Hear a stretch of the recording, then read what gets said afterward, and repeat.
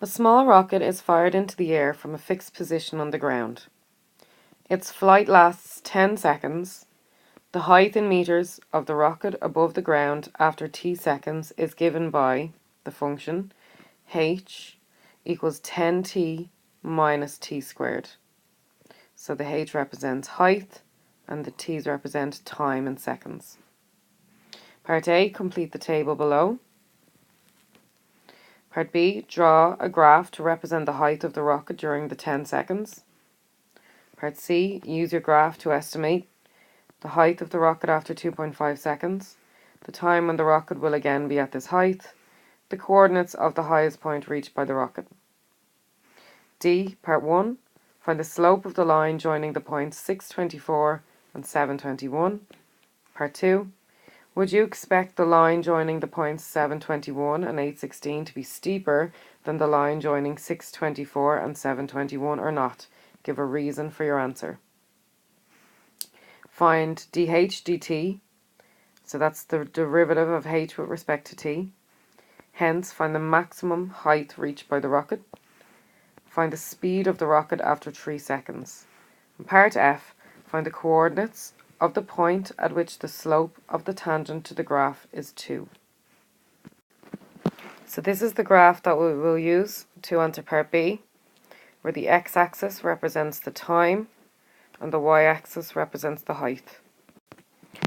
So part A, complete the table below. So our function is h equals 10t minus t squared. So what we can do is input this function into the table function in our calculator, the fx function, or we can substitute our x values in individually. So it's much quicker just to use the calculator. But I've done it out here individually so you can see how it works.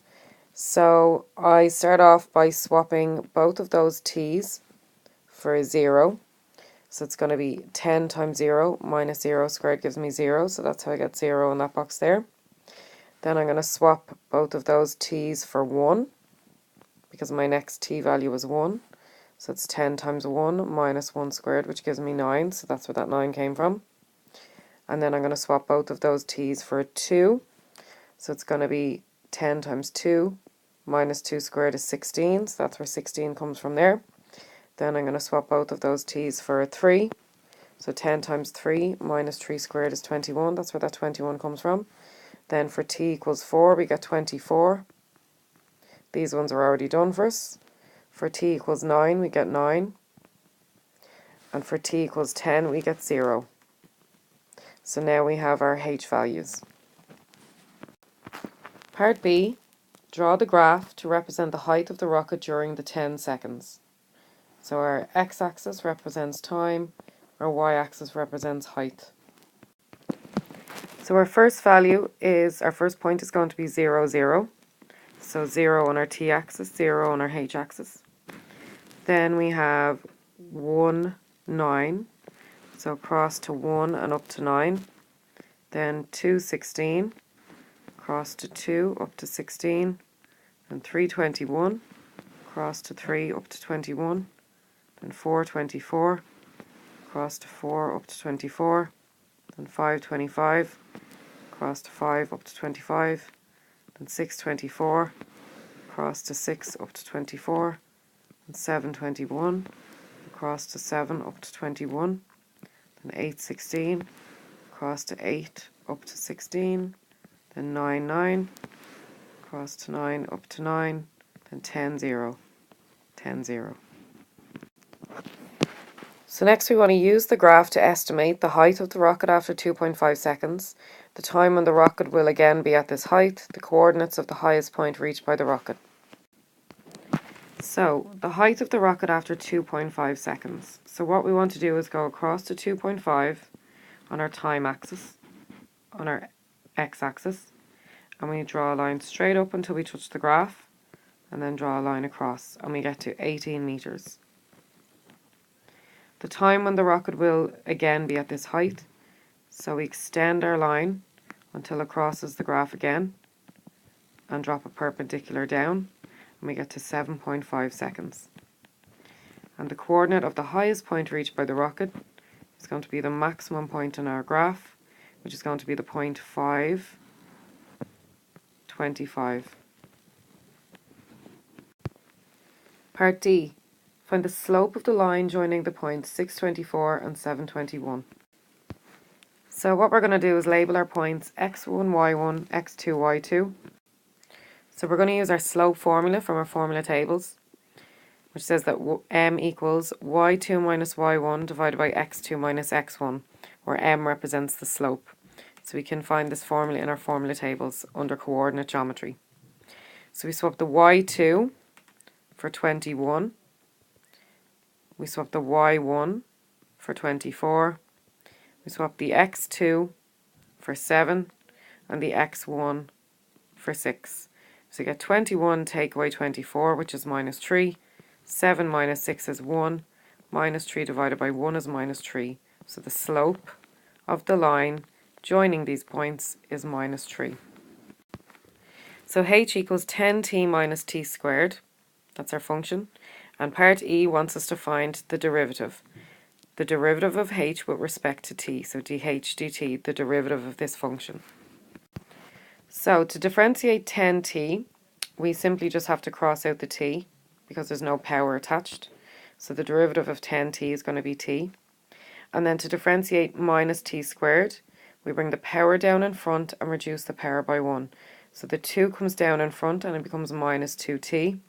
And 2 take away 1 is 1, and t to the power of 1 is just going to be t. So the derivative of 10t minus t squared is going to be 10 minus 2t. Hence, find the maximum height reached by the rocket. So there are 3 steps involved if we want to find the maximum or minimum when we're in doing calculus. So step 1, differentiate and equal to 0 to solve. Step 2, differentiate again, so find the second derivative. Step 3, substitute t into the original equation. So step 1, differentiate. So we already differentiated, so we got 10 minus 2t equal to 0. So we let 10 minus 2t equal 0 and solve. So we minus 10 to both sides so that we can cross that 10 out. Minus 2t is then equal to minus 10. And then we divide across by the minus 2 to get the t in its own. Minus 10 divided by minus 2 is 5, so t is equal to 5. Step 2 is we differentiate again. We get the second derivative.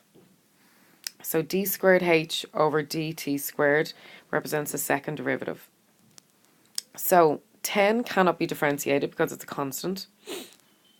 Minus 2t, we simply just cancel out the t, so the derivative is minus 2.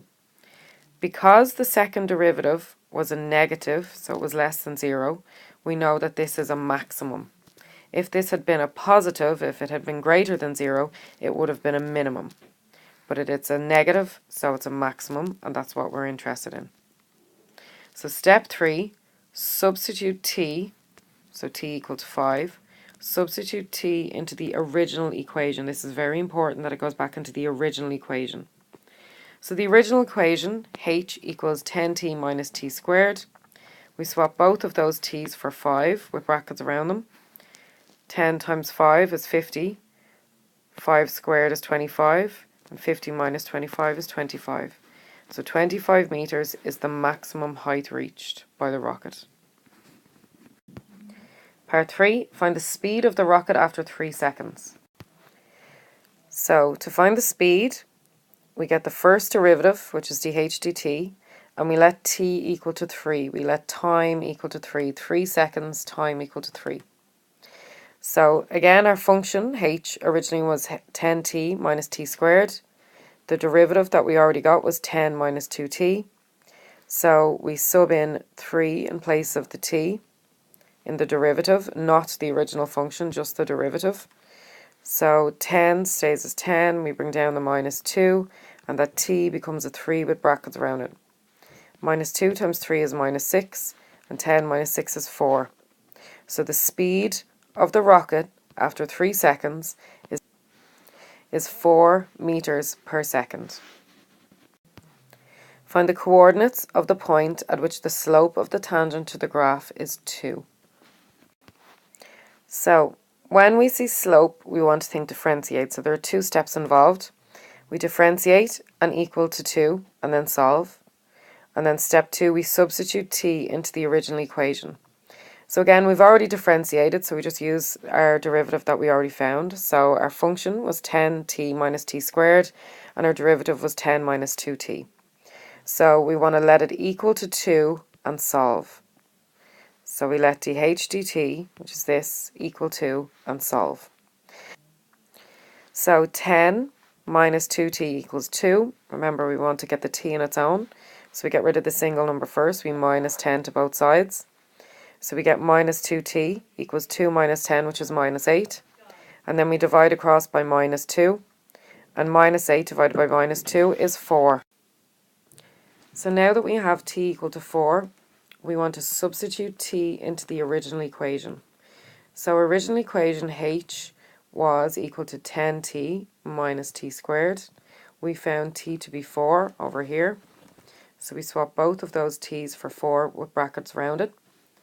10 times 4 is 40. 4 squared is 16. 40 minus 16 is 24. So our t value is 4 and our h value is 24. So it's like our x and our y. So the point 424 is the point on the graph where the slope is 2. Now if the question had asked to find the coordinates of the point at which the slope of the tangent to the graph is 3, we would have repeated these steps in the same way, except we would have let our derivative equal to 3. So our derivative would have been equal to 3. We would have solved to find t, subbed it into our original function, and got our coordinate. If it had said, find the coordinates of the point at which the slope of the tangent to the graph is minus 5. Again, we would have got our derivative, let it equal to minus 5, solved for t, subbed it into the original function, and got our coordinate. So the steps are always going to be the same. It just depends on what this value is here.